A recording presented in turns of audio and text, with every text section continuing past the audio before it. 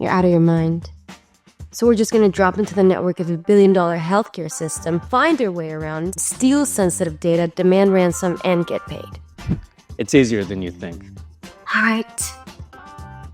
Yeah, my attention. These guys don't play. They have identity and access management, run EDR, manage both cloud and on-prem firewalls, have a CNAB, and of course they've got a SIM. We're gonna need a serious Houdini to slip through that. I got the best. The bypass. Isn't he off stealing data from global charities? I pulled in a few favors. He's in. There isn't a network he can't penetrate. Once he's inside, he'll disable endpoint security and open encrypted channels so we won't get detected.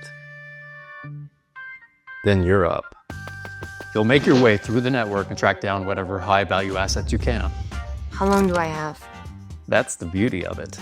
You'll be living off the land, imitating legit users with stolen credentials, and gliding past monitoring tools, all using encrypted traffic. Those clowns aren't even gonna know you're there. Once we harvest and exfiltrate all the files we want, it's showtime.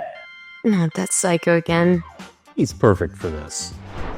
Thanks to PowerShell, he'll unleash the ransomware in memory without leaving anything they can detect on any hard drives. Then he'll remove any trace of us ever being there. At that point, they'll be begging for mercy. And while they're trying to figure out what hit them, we sit back and wait for our payday. So is this actually gonna work? Once we're inside,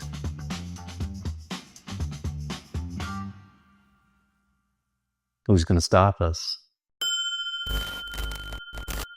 Did you hear something?